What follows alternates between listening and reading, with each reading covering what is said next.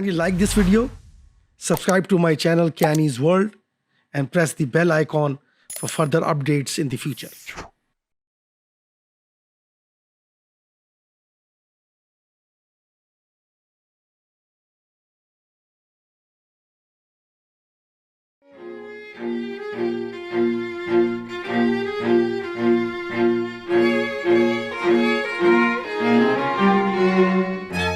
Theatrical illusion must be partial, so that it can always be recognized as illusion. Art is not a mirror with which to reflect reality, but a hammer with which to shape it.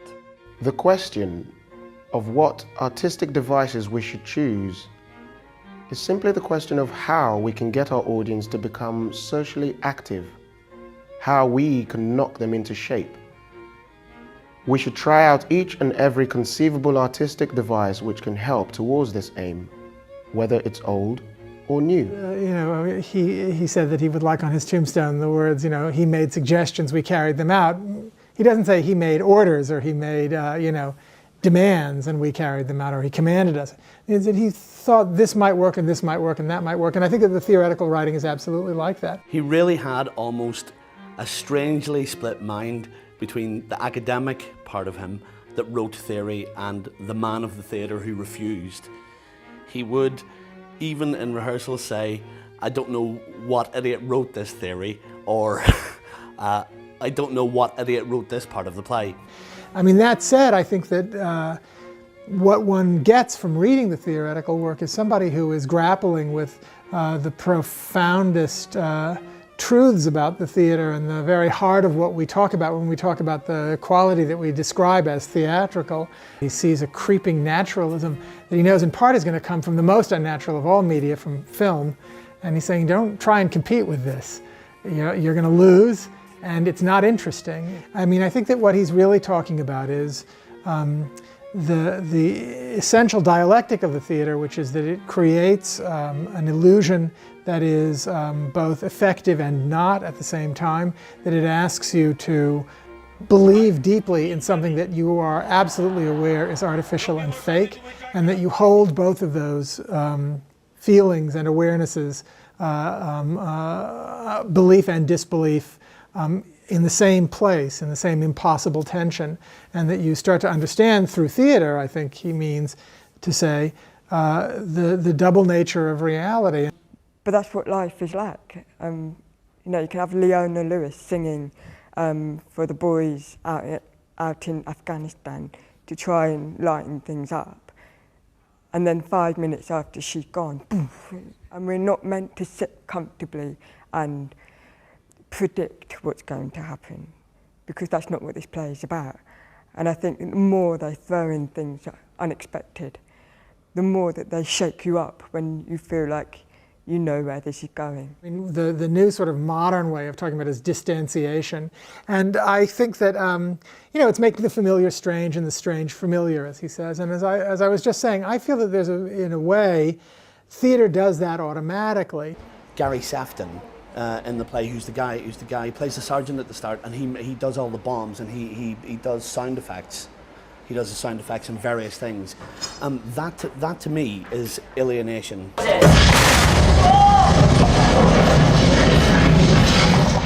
Because you see something that exists outside of the play, but in some weird way, and I still can't articulate why, in some weird way that was drawing me further into what was happening on the stage.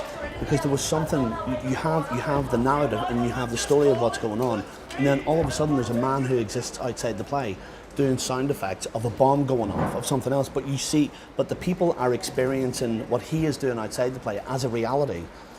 And it does something very strange. That's Brecht, absolutely Brecht, very simple.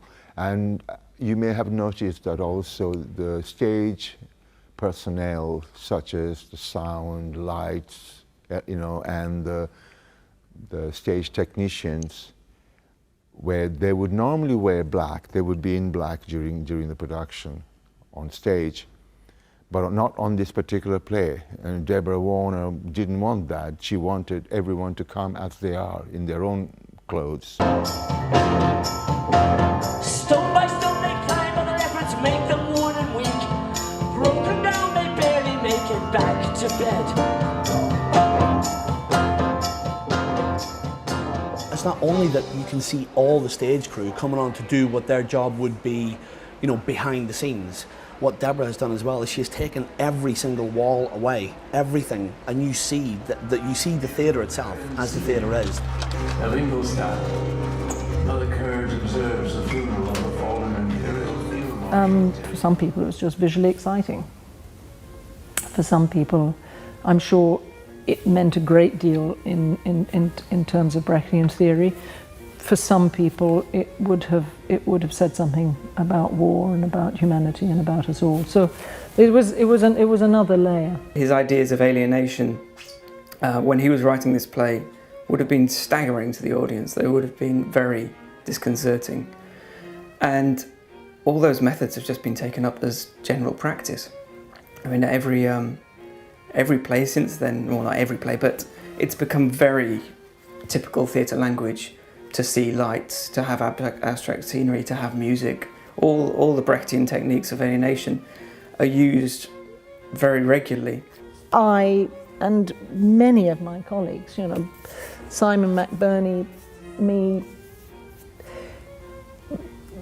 all of us have made theatre within, you know, the slipstream of this extraordinary miracle of what Brecht actually did. Bertolt Brecht, and I will discuss the dramatic theory of Bertolt Brecht and also his life and what kind of influences he had, and it's very significant to study Brechtian theatre in context of continental literature.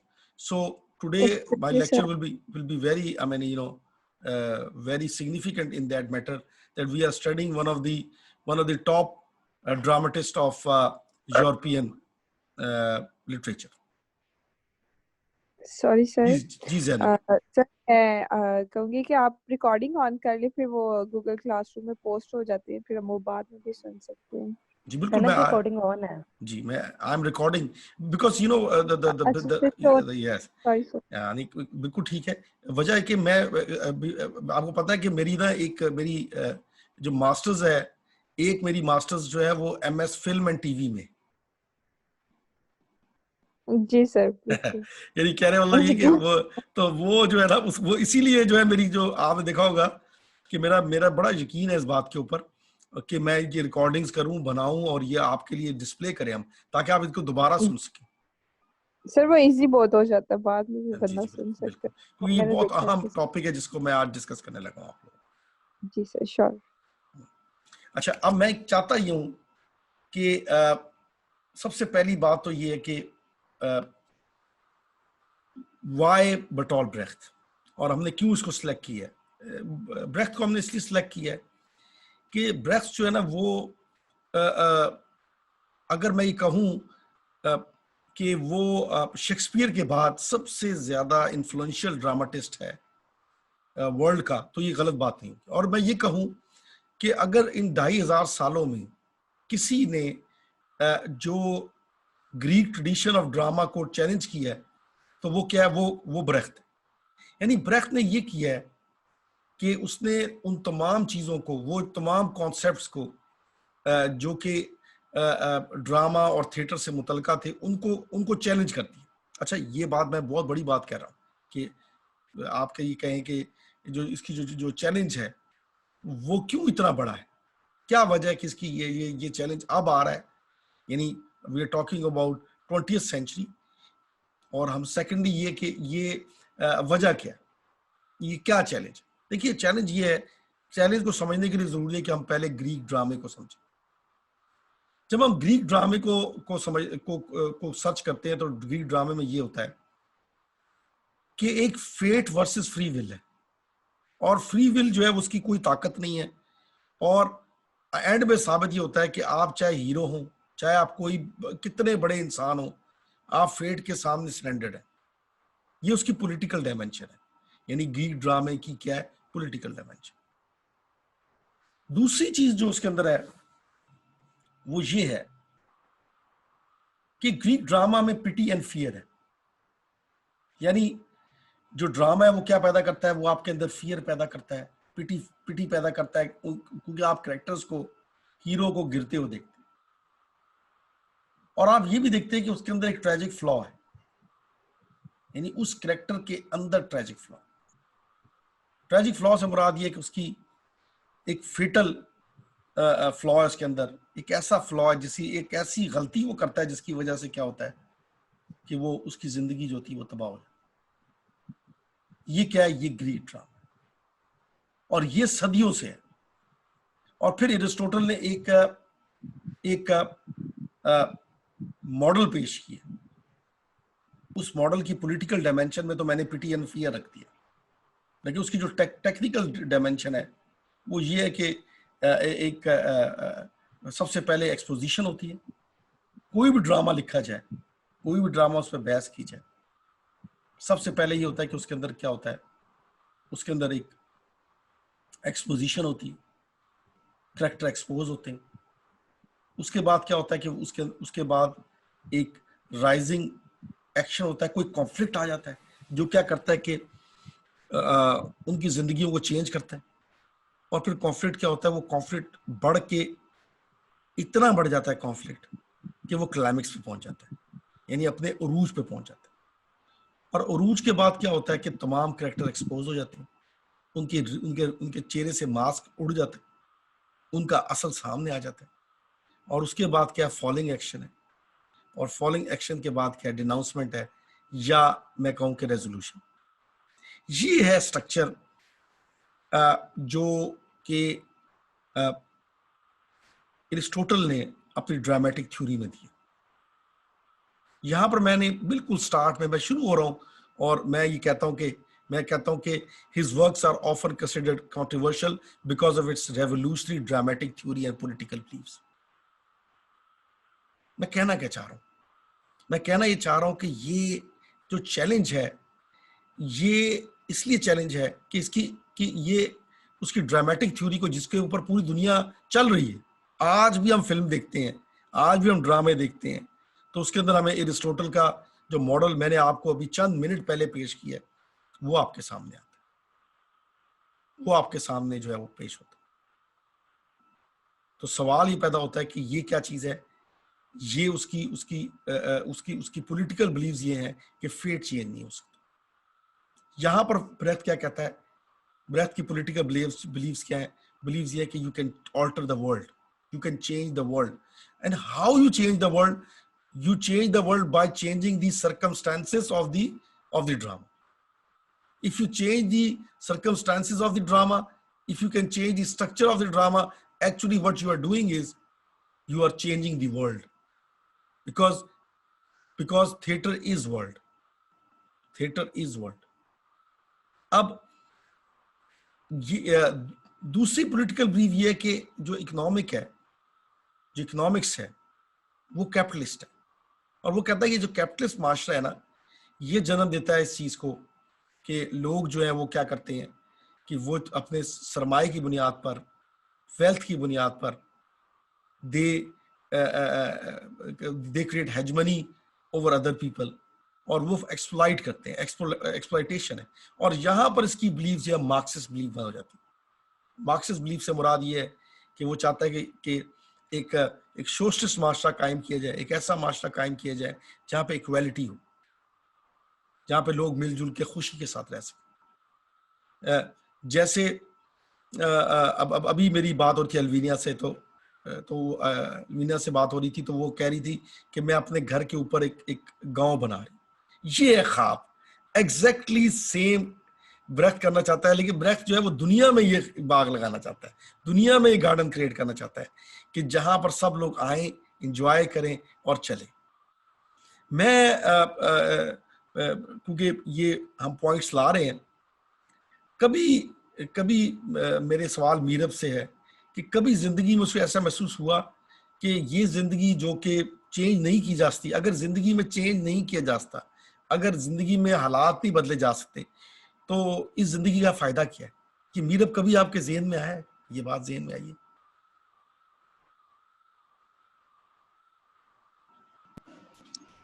Sir, मैंने तो कभी ये सोचा ही नहीं कि अगर change ना होता तो क्या होता।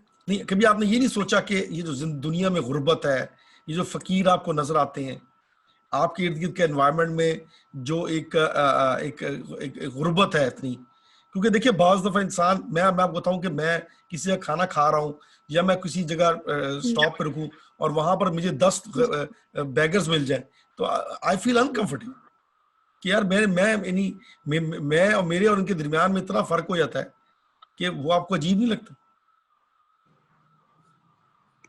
सर हाँ जी, इस तरह की सोच तो आती है कि दुनिया में मतलब जब हम न्यूज़ भी देखते हैं तो लोग खाना ना होने की वजह से मर रहे हैं, जहाँ पे दूसरी साइड पे ही हम लोगों को देख रहे हैं जो मतलब खाना वेस्ट हो रहा है, ऐसे लोग फेंक देते हैं, मतलब है ना, एक्स्ट्रा जब उनके पास हो तो ये चीजें जाहिर है बुरी तो लगती हैं कि यार ये क्या बात है कि ये कैसी नाइंसाफी है कि एक ही जब प्लेनेट अर्थ पे रहते हैं, जब हम एक जगह ये कहें कि यार हम तो सारे इंसान इक्वल हैं, तो ये कैसी इक्वालिटी है? ये मीरब ये जो सोच है, ये जो मीरब सोच है ना, ये सोच ब्रेख्त की सोच है।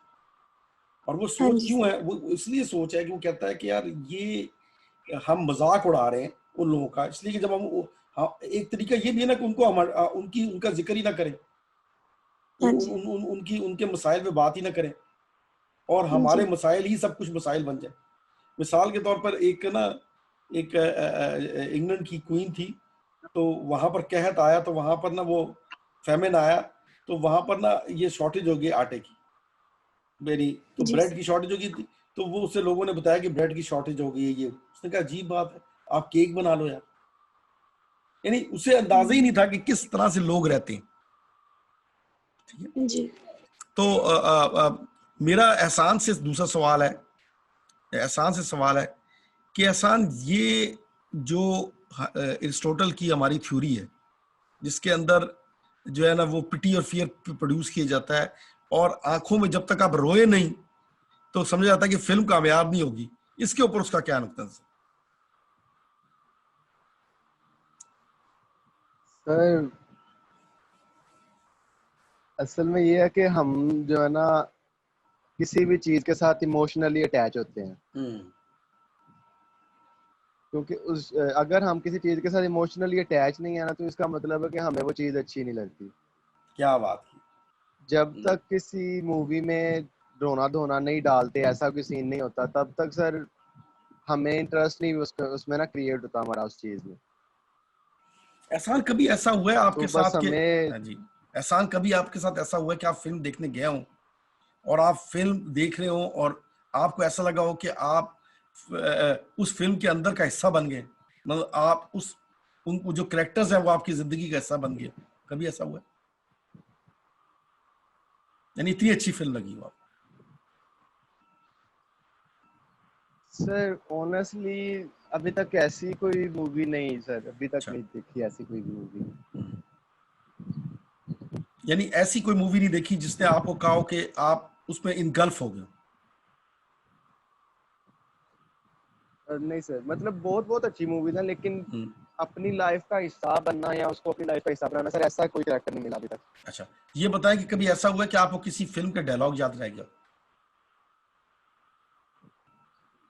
याद रह गए हो सर? यानी कोई डायलॉग आपको ऐसा फिल्म में आपने देखा हो, कैरेक्टर ने ऐसा डायलॉग बोला हो कि आपको याद रह गया हो, आपके ज़हन में आया हो कि अच्छा यार ये भी है? सर ये तो हर मूवी का डायलॉग याद हो जाते हैं मुझे इजीली। इसका मतलब है कि आपकी जो लेवल ऑफ इन्वॉल्वमेंट है काफी। जी सर। हाँ, और आपने जो बात की है, मैं इसको साथ देना चाहता हूं कि ब्रेख्त के बारे में एक कॉन्सेप्ट है कि वो है इमोशनल डिटैचमेंट का। वो कहते हैं कि शायद ब्रेख्त ये सजेस्ट कर रहा है कि आप इमोशनली डिटैच हो जाए। नहीं, बिल्कुल भी ऐसा नहीं है। और ये ब्रेख्त ये कहता है, ब्रेख्त क्या है, एक डिस्टेंसिंग का प्रिंसिपल जो हम आगे पढ़ेंगे। वो डिस्टेंसिंग का प्रिंसिपल ये है कि आप जो है ना वो जो थिएटर गोइंग लोग हैं उनको बताएं और समझाएं कि वो थिएटर में है।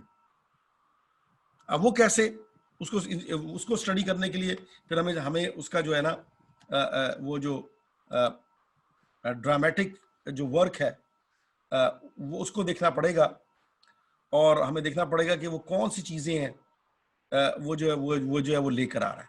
एक चीज जो बिल्कुल उसको यूनिक बनाती है, वो यूनिक ये बनाती है कि उसके जो प्लेज है उसके अंदर म्यूजिक होता है।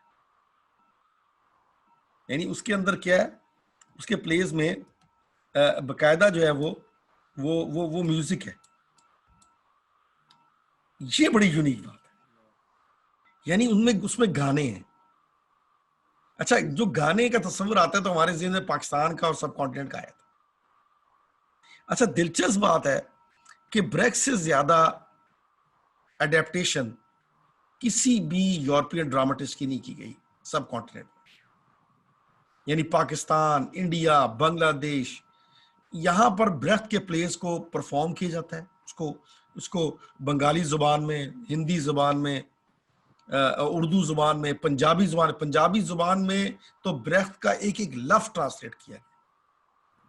कैसी ये दिलचस्प बात है ऐसा कि एक जर्मन ड्रामेटिस्ट हो और उसकी सारी की सारी जो काम है वो पंजाबी में ट्रांसलेट हो, उसके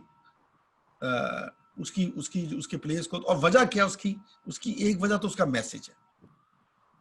एक मैसेज है जो उम्मीद का मैसेज, जो चेंज का मैसेज है, होप का message. he gives the message of changing the structure of the society. Now that's very revolutionary and controversial at the same time. Matter of fact, कोई चीज भी जो रेवोल्यूशनरी होती है वो हमेशा कंट्रोवर्शियल हो जाती है। अब बात ये कि जो म्यूजिक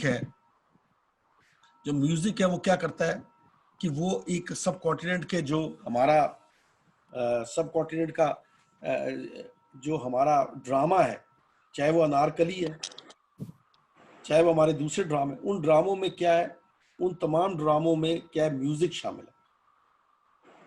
और चाइनीज जितने ड्रामे उनके अंदर म्यूजिक शामिल है। अगर मैं ये कहूं आप सब लोगों को कि एशियन ड्रामे को की ट्रेडिशन में म्यूजिक जो है वो एक नुमाया चीज है, तो ये बात गलत नहीं। और जब ब्रेख्त इंडिया आया, जब ब्रेख्त चाइना गया और उसने स्टडी किया ड्रामे, क्योंकि जब as a student of drama आप पढ़ते या स्टूडेंट लिटरेचर होते तो आप हर किस्म का लिटरेचर पढ़ते और उससे इन्फ्लुएंस होते हैं, उससे सीखते हैं।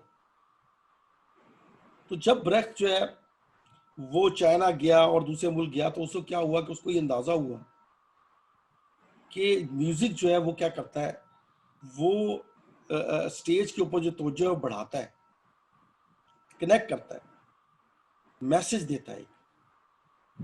और म्यूजिक जो है वो और ये वो वजह है जिसकी वजह से उसको एक अलग सी पहचान मिली निस्बतन दूसरे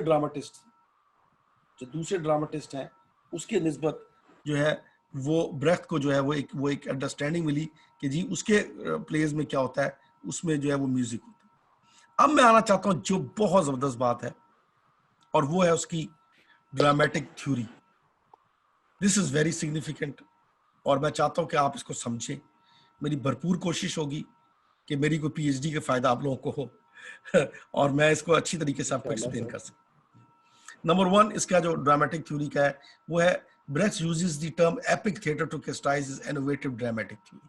एपिक थिएटर, एपिक का मतलब होता है बहुत बड़ा। अब और एपिक पोएट्री भी है। आपको याद होगा कि एक एपिक का लफ्ज जो हमने पहली दफा ग्रीक से सुना। अब वो बात ही करना चाहता है कि वो अल्फाज इस्तेमाल करता है ग्रीक के, लेकिन उन्हीं को चैलेंज कर देता है। ये ऐसी बात है कि मैं एक डेफिनेशन किसी की लूं, अपने फोर फादर्स की कोई चीज लूं और मैं उनके कॉन्सेप्ट को चैलेंज करता हूं। और एपिक से मुराद ये है कि वो कहना चाहता है कि ये इसका जो स्ट्रक्चर है वो नैरेटिव हो, जैसे कहानी सुनाई जाती है, और क्या होता है, कोरस होता है, जैसे ग्रीक थिएटर में कोरस होता है। ठीक, और जो सब कॉन्टिनेंट का ड्रामा है, इंडियन ड्रामा है, पाकिस्तानी ड्रामा है, उसके अंदर नरेटर होता है। आज भी अगर आप फैसलाबाद जाएं और आप ड्रामों को देखें जो कि ट्रेडिशनल ड्रामे हैं, आज भी आप हीर रांझा को एज ए ड्रामेटिक फॉर्म में देखें तो उस फॉर्म में क्या, उस फॉर्म में नरेटर है। यानी आप अचानक से कहानी शुरू नहीं होती, बल्कि उसको कोई बताने वाला होता है। मेरा पहला सवाल है, और ये सवाल बहुत अहम है in the context of his dramatic theory, is that why there is a narrator, what kind of changes narrator brings to the theater. Now, number one change narrator brings to the theater is that all of a sudden you think or you understand that it's a theater, it's not a real life event. Now, generally speaking, if you read a drama from European tradition, you feel that you just enter the drama without any hindrance. There is no security check. You can enter in the theater, and all of a sudden you feel that you are part of the theater. You are part of the theater, and then after becoming the part of the theater, then you are the theater. The characters belongs to you. You belong to them, and all of a sudden you feel that they are part of. ऐसा है जैसे मेरे पास तुम हो में आप drama देख रहे हो और अचानक आपको लगे कि आप दानिश हैं या आप महविश हैं, या आप, यानी ये जो करेक्टर्स हैं, ये क्या हो जाए, ये करेक्टर्स आपके ऊपर तारी हो जाए। ये जो ट्रेडिशन है, ये यूरोपियन ट्रेडिशन है, ये ग्रीक ट्रेडिशन है कि आप थिएटर में दाखिल हो, आप फिल्म थिएटर में दाखिल हो, आप ड्रामा देख रहे हो, अचानक क्या करे कि ड्रामा आपको इनगल्फ कर ले, इतना मुतासिर करे कि वो आपकी नजरों से, आपके ज़हन से आप चीजें भूल जाए। लकान ये कहता है कि अगर कोई फिल्म 3 मिनट तक आपको अपने अंदर इनगल्फ ना करे, then it's not a great film. Now look at the Brechtian concept. He's saying when we use narrator, then all of a sudden the narrator comes and tells the story. So it becomes another device which he says that it's a part of epic theater. His new drama is non-Aristotelian. That is, his aim is not to purge the audience of emotions, but to awaken the spectator mind and communicate truth to them. Very interesting, and mind-blowing in one way. Why? Challenging Aristotle is not a simple thing. जब इसने break ने press conference की और press conference में उसने challenge किया Aristotle को, तो वो हंस रहा था, मुस्कुरा रहा था, क्योंकि उसे पता था कि उसने वो 2500 साल को चैलेंज कर रहा है, वो पूरी तारीख को चैलेंज कर रहा है। वो कह रहा है कि यार ये चीजें, ये क्या चीज है कि आप ऑडियंस के इमोशन से खेलें, जज्बात से खेलें उसके, और उनकी जो ज़हन है, उनको जो ज़हन है वो क्या करें, वो ज़हन जो है वो पार्टिसिपेट ना करें, उनको आप कम्युनिकेट ना करें, ट्रुथ ना बताएं, उनको इल्यूजन्स दें, उन्हें ख्वाब दें, उन्हें झूठे ख्वाब दें, उन्हें वो दुनिया दिखाएं जो ख्वाबों में दिखती। यानी जो रात को इंसान ख्वाब देखता है वो दिन की रोशनी में उसे दिखा दिए। यानी ये तो ऐसे ही जैसे वो कहता है कि ये नशा है, ये ड्रग है, कि आप ड्रग है की तरह क्या कि आपको be very honest with you, अगर आप गौर से देखें बच्चों को, छोटे बच्चों को, तो कार्टून क्या करता है उसके अंदर, कार्टून में वो ऑब्सेस्ड है मोबाइल के जरिए। ये यानी वालिदैन को झिड़कना होता है तो वालिदैन कहते हैं मैं तुम्हारा मोबाइल छीन लूंगा, या उसे कहते हैं अच्छा बेटे पढ़ लो थोड़ा सा, मैं तुम्हें मोबाइल दे दूं। मोबाइल के कार्टून, मोबाइल उनकी जिंदगी। क्या ये चेंज एहसान आप देखते नहीं है कि ये जो इनगल्फ हो रहे हैं बच्चे, ये जो कार्टून्स के अंदर या चीजों में, या यंग क्राउड जो है वो फिल्मों के अंदर उसका एक इन्फ्लुएंस है यंग यूथ के ऊपर। क्या आप एग्री करते हैं इस बात से? सर बिल्कुल एग्री करता हूँ सर। यानी आप ये देखिए कि, और ये इन्फ्लुएंस कहाँ से आया? ये इन्फ्लुएंस आया, ग्रीक इन्फ्लुएंस है। क्योंकि अभी आपने कहा कि जिस चीज को देख के आंखों में आंसू ना टपके, जिसमें आप हीरो के, क्योंकि हीरो का दुखी होना बड़ा जरूरी। हीरो दुखी होगा तो आप, हीरो का गम आप गम बन जाता। क्या शाहरुख खान का या शान का इन्फ्लुएंस कम है? सही बात है सर। मीरब, आप ये मुझे बताएं, आप सच्ची मुझे बताएं कि हाँ जी। आपको अगर मैं कहूं कि आप ड्रामा देखने इसलिए जाएं कि आप सच सुनेंगी और आप अपना आपका दिमाग रोशन होगा, यानी जी आपको सर। तो आप हैरान नहीं हो जाएंगे? आप ये मैं किस किस्म का ड्रामा देखने जा रही हूँ यार भाई, यानी मैं तो एंटरटेनमेंट के लिए जा रही हूँ यार, ये मैं किधर फंस गई हूँ यार, हाँ जी। है कि हाँ नहीं? जी। हाँ और जी। ब्रेथ ये क्या कह रहा है? ब्रेथ कह रहा है कि यार ये चीजें जो है ना, ये जो हम ड्रामा चला रहे हैं, ये तो हिप्नोटाइज कर रहे हैं, ये तो क्या कर रहा है, ये तो नशा है, ये तो जो है ये तो उनको इल्यूजन की दुनिया में ले जा रहा है। और वो क्या कहना चाहता है? वो कहना चाहता है कि हमें ऐसे रिप्रेजेंट करना चाहिए ड्रामे को कि वो क्या लगे, सच लगे। तो सवाल ये पैदा होता है कि यहाँ पर वो एक रिजेक्शन ऑफ ट्रेजेडी दे रहे हैं, रिजेक्शन ऑफ ट्रेजेडी, यानी वो कह रहा है कि ये ट्रेजेडी क्यों है? क्योंकि हम ड्रामे ऐसे देखते, हम ड्रामे देखते हैं जिसके अंदर क्या होता है, फेट छाया हुआ है, फेट सबसे ऊपर पहुंचा हुआ है। तो क्योंकि अगर फेट डोमिनेट कर रहा है तो क्या होगा? इंसान कहेगा कि यार सब्र और शुक्र से काम लो भाई, जो कुछ भी हो रहा है दुनिया में वो तो मेरे लिए लिखा ही हुआ था, तो फिर मुझे क्या जरूरत है अपने आप को चेंज करने की, या मुझे अपने अंदर, मुझे सुबह 8 बज के क्लास, डॉक्टर साहब की क्लास पढ़ने का क्या फायदा? ये तो मेरी किस्मत में था कि मुझे डॉक्टर साहब की क्लास के अंदर आके जलील होना था। मैंने कहने का मतलब ये है कि ये जो चीज है, ये मेरा सवाल है आप लोगों से, और ये सवाल ये कि ये 2500 साल से ये रिवायत है, ट्रेडिशन है, इस ट्रेडिशन को चेंज करना और फिर उसको, फिर किसी भी चीज को सेम ना रहने देना, मतलब म्यूजिक ले आना, उस प्लेयर्स को जो है वो जो एशियन ड्रामेटिक ट्रेडिशन है उसके साथ जोड़ देना, मैसेज देना। और मैसेज किस किस्म के मैसेजेस? मैसेजेस वो जो कह रहे हैं कि यार ये दुनिया हमें कबूल नहीं है, ये दुनिया ऐसे कबूल नहीं है जिसमें दुख है, जिसमें गम है। और गम और दुख क्यों है?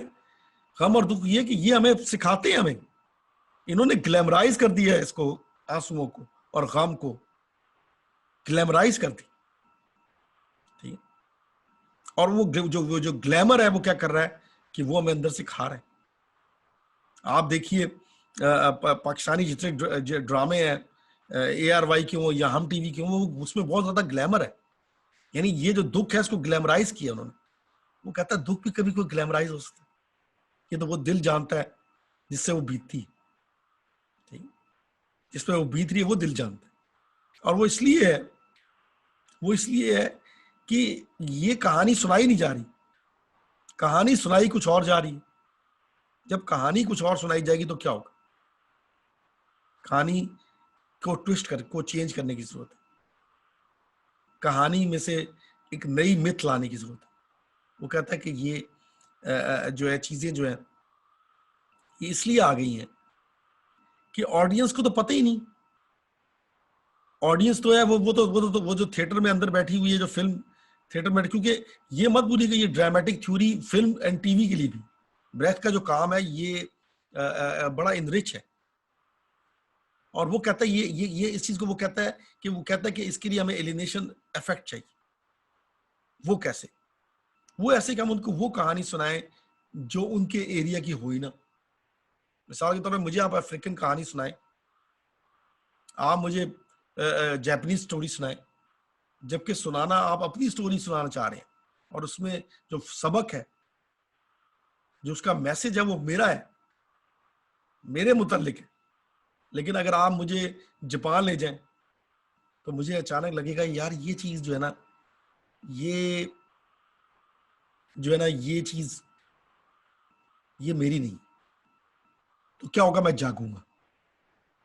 आपको पता है कि मैं जब भी चाइनीज ड्रामों की ट्रांसलेशन देखता हूँ, पाकिस्तान में चाइनीज ड्रामे भी आए हैं, तो मुझे बड़ा अजीब लगता है जब वो उनके जो हीरो हीरोइन मोहब्बत कर रहे होते हैं, तो मुझे बड़ा अजीब लगता है, क्योंकि मेरे ज़हन में चाइनीज लोगों का एक खास तस्वुर है, जबकि मोहब्बत तो है वो तो एक यूनिवर्सल थीम है। लेकिन मुझे बड़ा अजीब लगता है, यानी मैं हिल जाता हूँ जब देखता हूँ, क्योंकि मेरा चाइनीज को मैं समझता हूँ चाइनीज सिर्फ मेहनत ही करते हैं, जापानीज को तो सिवाय काम करने के कोई काम ही नहीं। तो ये मोहब्बत कैसे आ गई उनके दरमियान, ऐसे डायलॉग कैसे आ गए, वो ऐसे कैसे सोच सकते हैं? नाउ पहला तरीका क्या है? पहला तरीका ये है कि आप चेंज करते हैं उनको, टाइम पीरियड चेंज करते हैं। दूसरा तरीका ये है कि आप इस किस्म का एनवायरनमेंट क्रिएट करें थिएटर के अंदर जिससे, यानी स्टेज टेक्नोलॉजी जो है वो इस किस्म की हो कि वो उनको ये एलिनेशन इफेक्ट ला सके। मिसाल के तौर पे वो कहता है कि his technique of alienation includes elimination of most conventional stage props, use of charts, slides, messages flashed on screen, direct involvement of audience through character who step out of their role to function as commentator, and many careful planned events. ये क्या चीज है? यानी कहता है कि सबसे पहली बात यह है कि वो स्टेज के जो प्रॉप्स हैं, जो स्टेज की सेटिंग है वो चेंज कर दीजिए, चार्ट इस्तेमाल किए जाए, स्लाइड इस्तेमाल की जाए, मैसेजेस फ्लैश हो रहे हो स्क्रीन के ऊपर ताकि उन्हें पता चल सके कि वो एक क्लासरूम में, यानी थिएटर क्या बन जाए, वो एक क्लासरूम बन जाए। यानी थिएटर का फंक्शन सिर्फ एंटरटेनमेंट ही ना रहे, वो तो म्यूजिक के जरिए, डांस के जरिए है, बल्कि ब्रेख्त कहता है कि वो एंटरटेनमेंट के साथ साथ क्या बने, एक लर्निंग एक्सपीरियंस बन जाए। लर्निंग एक्सपीरियंस बन, सबक ले। जैसे हम बचपन में कहानियां पढ़ते थे तो उन कहानियों कोई ना कोई सबक होता था। प्यासा कौवा, उसका सबक था, ठीक है, कि God help those who help themselves. वो क्या करता है, किसी के पास प्यासे कौवे की कहानी पता है उसको? कोई बता सकता है मुझे प्यासे कौवे की कहानी क्या?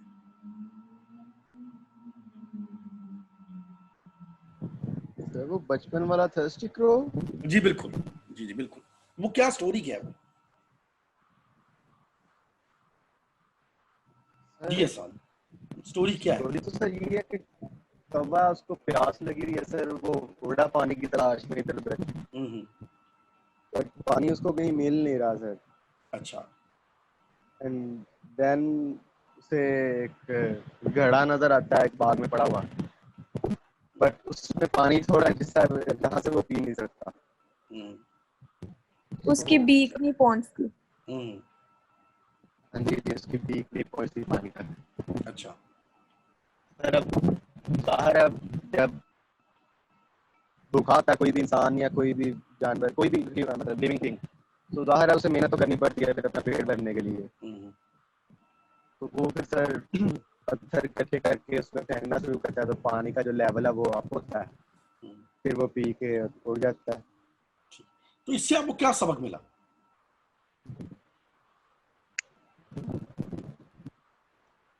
मीरा, इसका क्या सबक क्या है? सर जो स्टोरी मतलब बनाने वाला है उसने तो अपना मॉरल दे दिया ना कि मतलब आप मेहनत करो तो आपको मंजिल मिल सकती है, या जो भी आपका लाइक पॉइंट है जहां तक आप पहुंचना चाहते हैं। जी, तो ये क्या चीज है? ये यानी इसका मतलब है कहानियां जो है वो कैसी होनी चाहिए, बामकसद होनी चाहिए। जी ठीक है ना? ये तो ये मैं कहना ही चाहता हूँ कि अब एक हमारा बहुत बड़े लिखने वाले हैं इंतजार हुसैन ये कहते हैं कि, और ये बड़ी तारीख साज बात है, उनका नॉवेल है बस्ती।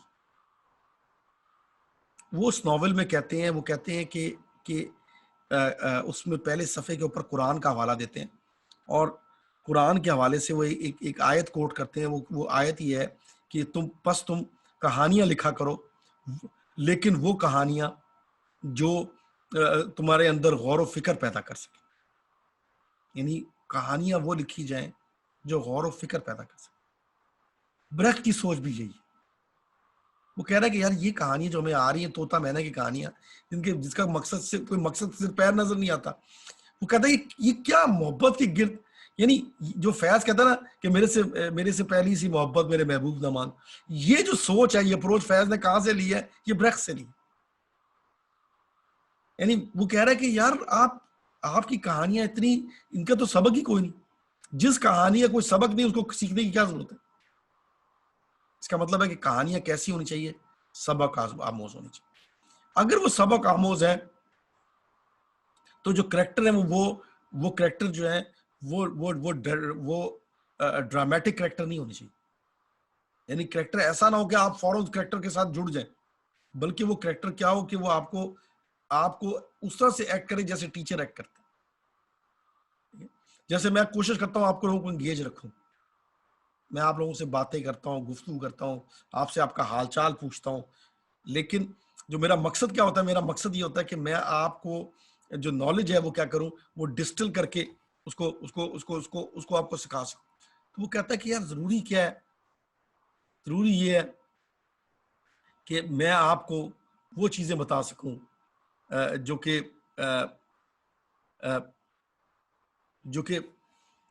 आपकी जिंदगी को समझने के लिए जरूरी है। ठीक है, एक बात जो मैं अब आप लोगों के साथ करना चाहता हूं, आप लोगों से कहना चाहता हूं और मैं कुछ मिनट आपके लेना चाहता हूं इस पर, वो है ये play the Caucasian chalk circle. ये प्ले जो है ये it is rated as number 1 play of the world. इस प्ले को दुनिया का सबसे बेहतरीन प्ले माना जाता है। सवाल ही पैदा होता है कि मेरी आपके साथ जो गुफ्तगू है इस क्लास के अंदर, हम चौथे लेक्चर में हैं और मैं आपको दुनिया का सबसे बेहतरीन प्ले पढ़ाने जा रहा हूं। सवाल ही पैदा होता है ये दुनिया का सबसे बेहतरीन प्ले क्यों है, और एक ऐसी दुनिया में जो कैपिटलिस्ट दुनिया है, वहां पर एक सोशलिस्ट दुनिया का शख्स ऐसी बातें क्यों कर रहा है। और ये जो प्ले है ये एक मैसेज के साथ है। तो सवाल ही पैदा होता है कि एक मैसेज ओरिएंटेड प्ले को इतनी अहमियत क्यों दी जा रही है, ये क्या कर रहा है, क्यों इसको इतनी ज्यादा अहमियत हासिल। शेक्सपियर के साथ ब्रेख्त का एक लव एंड हेट का रिलेशनशिप। ब्रेख्त शेक्सपियर से सीखता भी बहुत कुछ है, लेकिन उसकी चीजों को चैलेंज भी करता है, और वो कंट्रोवर्शियल है। तो एक कंट्रोवर्शियल इंसान का, राइटर का इतना उरूज पा जाना, इतनी मकबूलियत ले लेना, ये बड़ी दिलचस्प बात है। और ये प्ले इसलिए, इस प्ले की सेटिंग क्या है, इस प्ले की सेटिंग ये है कि एक कोकेशिया में एक जगह है और वहां पर एक बादशाह, एक गवर्नर जो है वो हुकूमत कर रहा है, और वो एक अच्छा हुक्मरान नहीं है, और वो लोगों के साथ नाइंसाफी कर रहा है, उधर नाइंसाफी पाई जाती। अचानक वहां पर क्या होता है, कू है। उस कू में क्या होता है कि सब लोग भाग जाते हैं, और गवर्नर जो है की जो बीवी होती है वो अपने कपड़े के चक्करों में अपने बेटे को, माइकल को भूल जाती है। यानी वो उसको भूल जाती है, उसको याद ही नहीं रहता, क्योंकि उसे अपने कपड़े बड़े अजीज हैं, क्योंकि वो पैसों की दुनिया से, ग्लैमर की दुनिया से नहीं निकलना चाहता। गवर्नर मारा जाता है, और वो जो बच्चा है वो कोर्ट यार्ड में पड़ा होता है। अब जो बाकी मुलाजमीन होते हैं वो भी भागना चाह रहे होते हैं, वो भी कहते हैं हम यहां से भाग जाए, क्योंकि जाहिर है रेवोल्यूशन आ गया है, जो जिन लोगों ने कू किया उन्होंने हमें भी मार देना। तो वहां पर एक मेड होती है, उसका नाम होता है ग्रूशा। ग्रूशा जो होती है, उसने उस बच्चे की तरफ देखती है और सोचती है कि मैं क्या करूं। तो वो उसे कहते हैं कि तुम इंतहाई बेवकूफ है,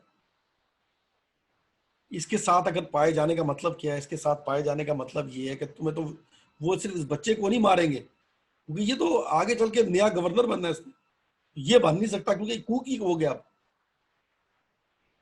तो जिन लोगों ने इसको मार देना उसे तुझे भी मार देना।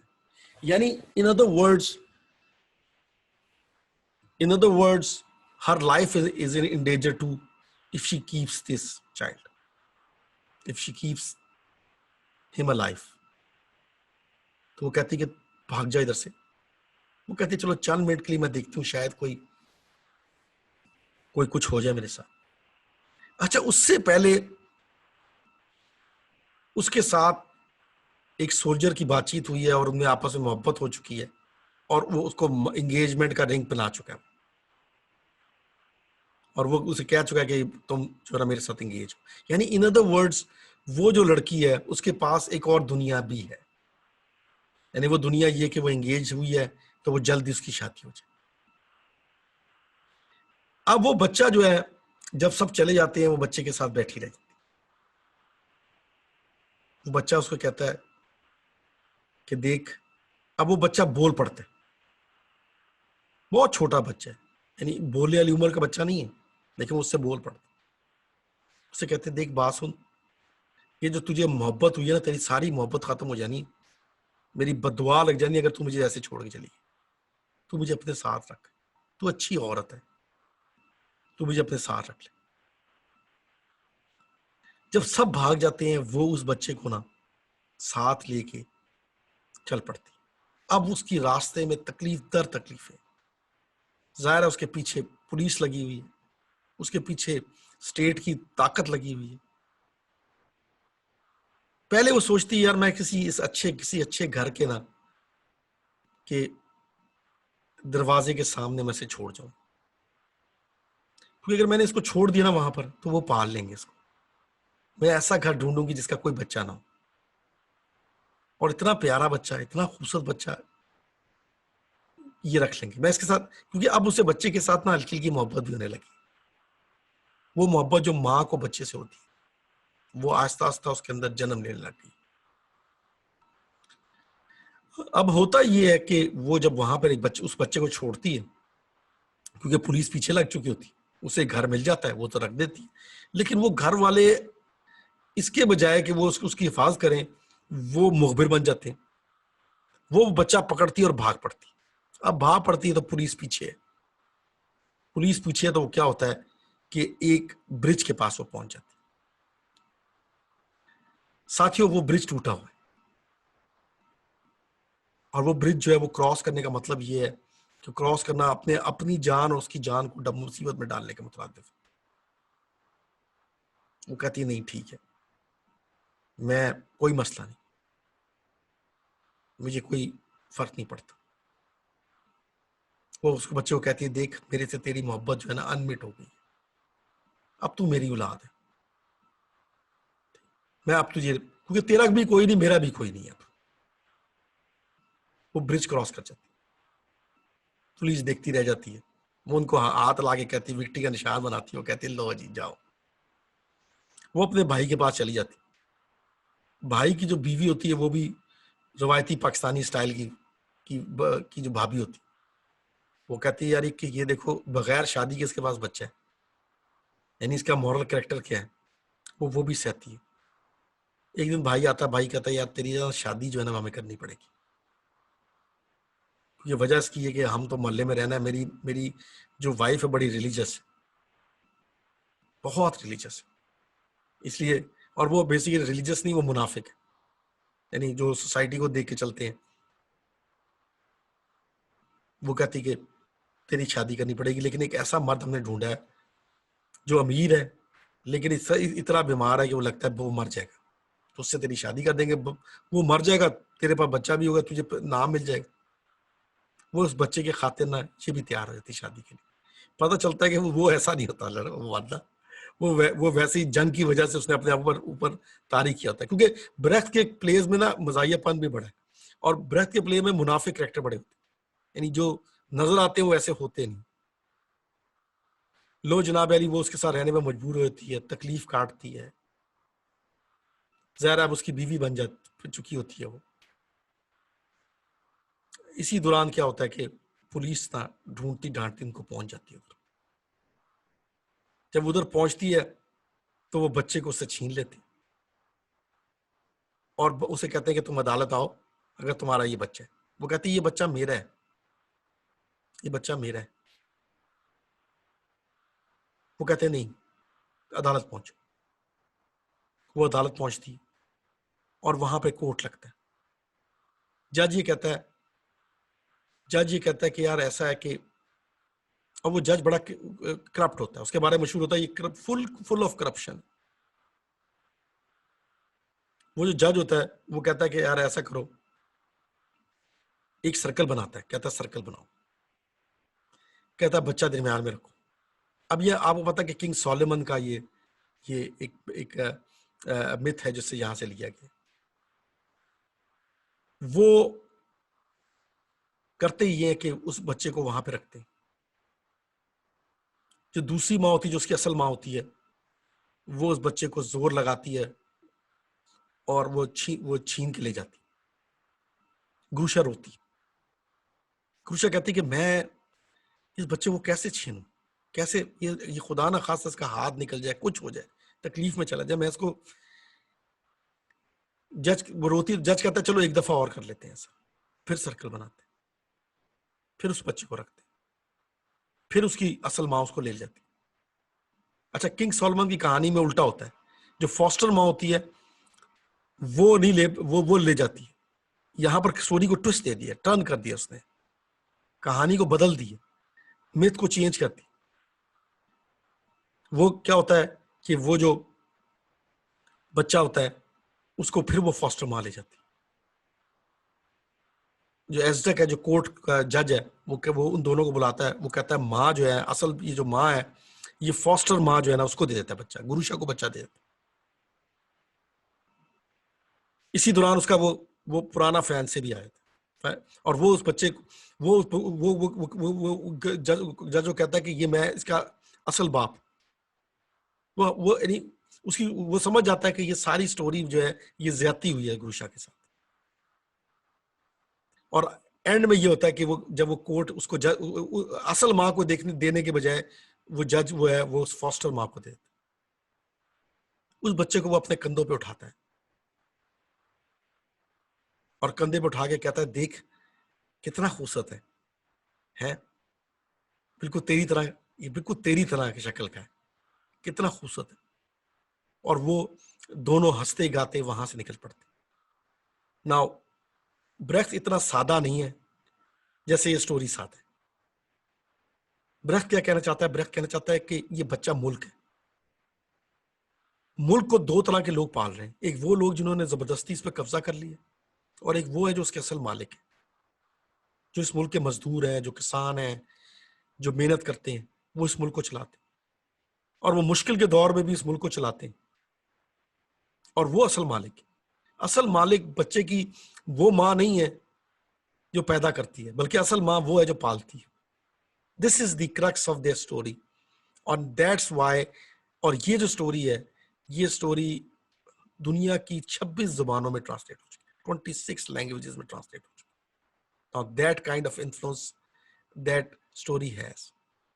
पाकिस्तान में चाक चक्कर के नाम से अजोका थिएटर ने इसे परफॉर्म किया। जब इसे ये चाक चक्कर के नाम से परफॉर्म किया तो उसकी पूरी कास्ट को, तमाम जितने एक्टर्स थे उनको गिरफ्तार कर लिया गया, and they spent their time in jail because of this drama.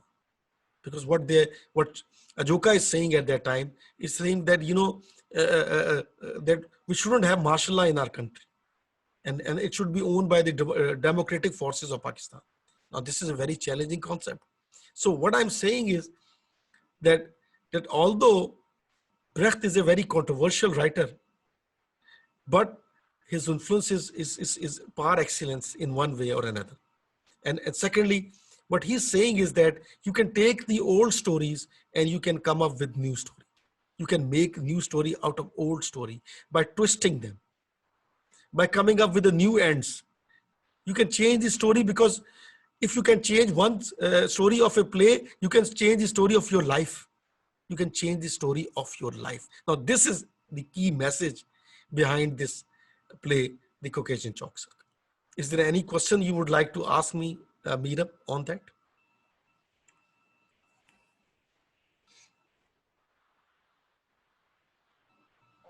Sorry sir, please repeat करते हैं। मीरा, ऐसा कोई क्वेश्चन इस स्टोरी जो मैंने आपको सुनाई है, ये आपको कैसी लगी है? सर मुझे बहुत अच्छी लगी है, स्पेशली वो पॉइंट जब आपने बताया है कि हमारा मतलब कोई भी जो स्टेट है वो भी ऐसे ही चल रही है।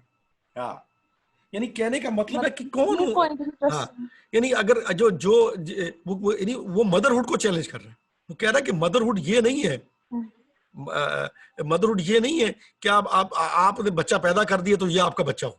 वो कहता है कि माँ तो वो है जो पालती है, जो तकलीफें काटती है, जैसे ग्रूशा ने काटी। जी। ठीक है, लेकिन एक करप्ट जज उसके हक में फैसला सुना रहा है। यानी कहने का मतलब ये है कि ये कैसी दिलचस्प बात है। यानी और आप जब ये मेरे साथ पढ़ेंगे, क्योंकि मैंने आपको टेक्स्ट पढ़ानी है और टेक्स्ट में आपको पढ़ाऊंगा तो आपको मजा आएगा इसके अंदर ना, कि that how he questions different things. एहसान, ये बताइए कि मेरा आपसे सवाल ये है कि थिएटर को इस्तेमाल करना पॉलिटिकल थॉट्स के लिए, इकोनॉमिक चैलेंजेस के लिए, और ये बताना कि अगर आप प्ले की स्टोरी चेंज हो सकती है, मिथ की स्टोरी चेंज हो सकती है, तो आपकी लाइफ भी चेंज हो सकती है। इस बात के बारे में आपकी क्या राय है?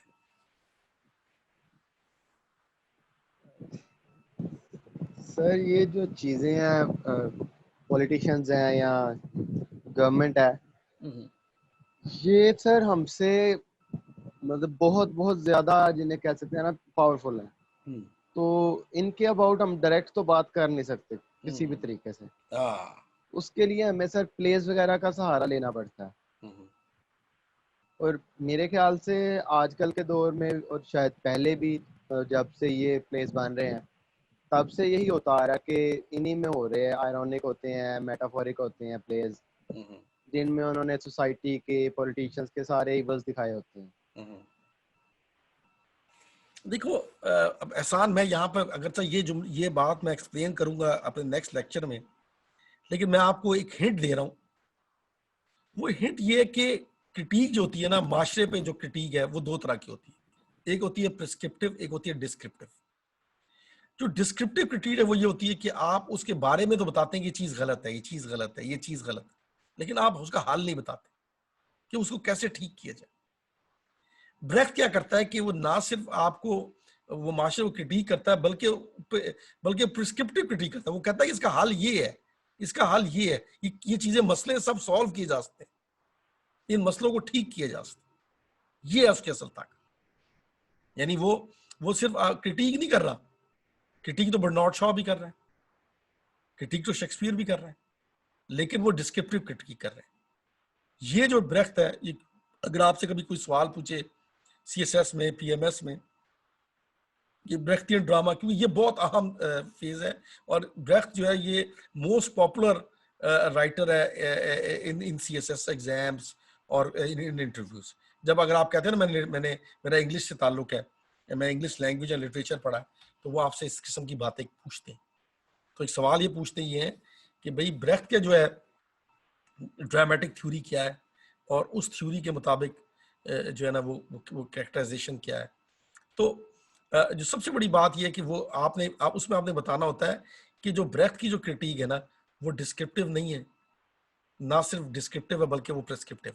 यानी वो चीज़ों को बताती है कि इसका हल क्या है। मिसाल के तौर पर अगर आप कोई बीमार हो पड़ जाए, तो मैं कहूँ यार इसकी बीमारी में ये है, इसकी बीमारी में ये बीमारी में, आप कहेंगे यार डॉक्टर साहब देखिए बीमारी में ये है, ये तो उसको भी पता है, मुझे तो असल बात है बताएं कि इसका हल क्या है, इसको ठीक कैसे किया जा सकता है। तो ब्रेख्ट ये कह रहा है कि सोसाइटी बीमार है, उसमें ग्रूशा एक सेहतमंद है, क्योंकि उसके अंदर एहसास है लोगों का, उसे पता है कि यानी क्योंकि वो बच्चा मुल्क है। शाहिद नदीम ने जब अजोका थिएटर के अंदर ये प्ले को अडेप्ट किया, और ये मैं बात कर रहा हूँ 1980s की, और ये प्ले जब परफॉर्म हुआ तो अजोका ने क्या कहा? अजोका ने कहा कि ये जो बच्चा, ये मुल्क है हमारा मुल्क, ये जो दो औरतें उसको छीन रही है, क्या ये दो फोर्सेस हैं, कोई एक तरफ खींच रहा है, और अगर ये इन्होंने ज्यादा खींचा तो मुल्क ही ना मर जाए, ये मुल्क ही ना, जैसे 71 में 71 में हमसे मुल्क जुदा हो गया था ईस्ट पाकिस्तान की तरह, इस मुल्क के साथ मुल्क को खत्म ही ना कर दें इस तरह से। Now this is very critical question they are asked, and they are using Brecht's social and political philosophy for that. Now this is very critical. This is very, because it's a political play, but it's I said it's one of the most famous play ever written in any language. So that makes this play a unique play.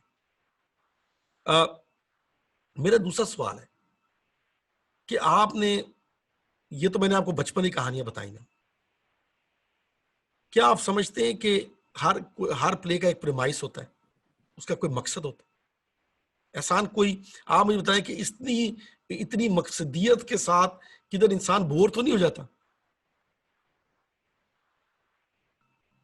यानी ये इस पे रोशनी।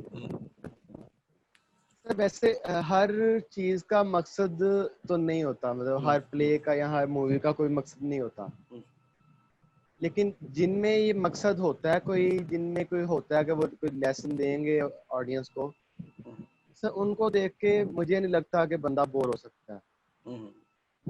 अच्छा, क्योंकि हम सिर्फ enjoyment के लिए तो जाते नहीं है सर, हमने कुछ सीखना होता है उन चीजों से। जो सीखने का अमल है हमारा, सीखने के अमल में क्योंकि अगर आप किताब पढ़े तो आप बोर हुए थे, लेकिन अगर आप ड्रामा देखते हैं तो वो आपको एंटरटेन भी करता है, और फिर वो क्या करता है कि वो आपको सबक सिखाने के लिए एक बहुत अच्छा मीडियम है। बिल्कुल सर। अगर क्लास थिएटर बन जाए, ये जैसा मेरा अंदाज है, मैं क्लास को भी थिएटर समझता हूँ, तो मैं समझता हूँ कि वो उसमें वो भी तो परफॉर्मेंस ही है ना। मैं भी परफॉर्म कर रहा हूँ, आप भी परफॉर्म कर, हम मिलके एक मैसेज दे रहे हैं। बिल्कुल सर। और मैसेज ले रहे हैं। क्या कहते हैं आप इस पर? सर एग्जैक्टली ऐसे ही है सर। एक मेरी आप लोगों से रिक्वेस्ट है कि आप ब्रेख्त के इस प्ले की, मैं आपको वो कुछ इसकी डॉक्यूमेंट्री भी आपको व्हाट्सएप करूंगा, और मेरी रिक्वेस्ट होगी कि वो आप जरूर देखें उसको, ताकि हम जब इससे पढ़ रहे हों तो इसकी बेसिक प्रिंसिपल्स और चीजें जो है ना वो आपके ज़हन में होनी चाहिए। ठीक, ये बड़ा जरूरी है कि आप इसको पहले पढ़ें। अच्छा, दूसरा मैं रिक्वेस्ट ये कर सकता हूँ आपसे कि आप काइंडली इसका इसकी जो ओरिजिनल टेक्स्ट है उसको आप डाउनलोड करके उस ओरिजिनल टेक्स्ट का प्रिंट आउट ले लें, क्योंकि वजह इसकी कि ये बड़ा की टेक्स्ट है। ये यानी यूं समझिए कि असाइनमेंट्स की हद तक ही नहीं, बल्कि फाइनल टर्म का जो एग्जाम है उसमें भी मैं ब्रेथ को लेकर आऊंगा, क्योंकि ब्रेथ के साथ मेरी जो उनसियत है वो आपने अंदाजा लगा ही लिया हो। तो इसको आपने बड़े गौर से पढ़ना है। ठीक, और लैंग्वेज भी इसकी आसान है, लैंग्वेज भी इसकी कोई मुश्किल नहीं, क्योंकि ये ट्रांसलेटेड वर्क है। तो इसमें आप ये भी नहीं कह सकते कि सर इसकी लैंग्वेज इतनी मुश्किल है, हमें समझ नहीं आई। ठीक, ये भी बड़ा जरूरी। उसके बाद ये यानी मैं कहना ही चाहता हूँ कि प्ले का प्रिंट आउट भी लें और देखिए, कोशिश करें कि आप इसकी वीडियो देख सकें। वो मैं आपको डॉक्यूमेंट्री भेजूंगा, वो भी आपको। तीसरी बात ये है कि आप अजोका की जब डॉक्यूमेंट्री देखेंगे तो उसके अंदर भी चाक चक्कर और इन चीजों की चीजें, या चाक चक्कर लिख के आप वो ये इसका ड्रामे की झलकियां देख सकते, ताकि आपको पता चले कि जब इसको पाकिस्तानी पर्सपेक्टिव से परफॉर्म किया गया तो कैसे परफॉर्म किया। This is very important. और आपको इससे मैं आपको ये भी आपको बताना चाहता हूं कि अगर आप ये प्ले ध्यान से पढ़ते हैं और इसको समझने की कोशिश करते हैं तो आपको ना सिर्फ कॉन्टिनेंटल लिटरेचर समझ में आ जाएगा, बल्कि आपको जो ड्रामेटिक ट्रेडिशन है जिनको 20th सेंचुरी में चैलेंज किया गया यूरोपियन को, वो सारा समझने का आपको मौका मिले। और सबसे बढ़कर ये कि अगर आप कभी भी किसी इंटेलेक्चुअल बहस का हिस्सा बनते हैं और उस इंटेलेक्चुअल बहस के अंदर आप थिएटर को डिस्कस करते हैं, तो थिएटर के दो की प्लेयर्स जो हैं एरिस्टोटल और ब्रेख्त, क्योंकि दोनों ने क्या किया, दोनों ने ड्रामेटिक थ्योरी को पेश किया। दोनों की थ्योरीज के ऊपर जब आप इंटेलेक्चुअल बहस करते हैं तो आपकी कदर और कीमत में इजाफा हो जाता है। मैं ये कहना चाहता हूँ कि as a student of literature आप अगर इन दोनों के कॉन्सेप्ट को सही समझ जाते हैं तो समझ लें कि आपने 50% लिटरेचर समझ लिया, आपने ड्रामे को समझ लिया। मैं इसके साथ इसके बिल्कुल जो पैरेलल जो है वो चिकोफ का चेरी ऑर्चर्ड पढ़ाऊंगा। आपको ये पता चलेगा कि देखिए इस एक ही जमाने में दो डिफरेंट माइंडसेट जो दोनों अपने अपने सोशल और पॉलिटिकल कॉन्टेक्स्ट से खुश नहीं है। वो दोनों अपने आप को कैसे एक्सप्रेस कर रहे हैं। एक का जो अंदाज है वो डिस्क्रिप्टिव। डिस्क्रिप्टिव से मुराद क्या है, मैं दोबारा बता देता हूं। जब हम कहते हैं डिस्क्रिप्शन से, डिस्क्रिप्शन का मतलब ये है कि आप एक जगह खड़े होते हैं और आप उसकी जो विजुअल इमेजेस हैं उनको बता रहे होते हैं, विजुअल इमेजेस। फिर आप उसकी स्मेल बता रहे होते हैं, फिर आप उसकी साउंड बता रहे होते हैं।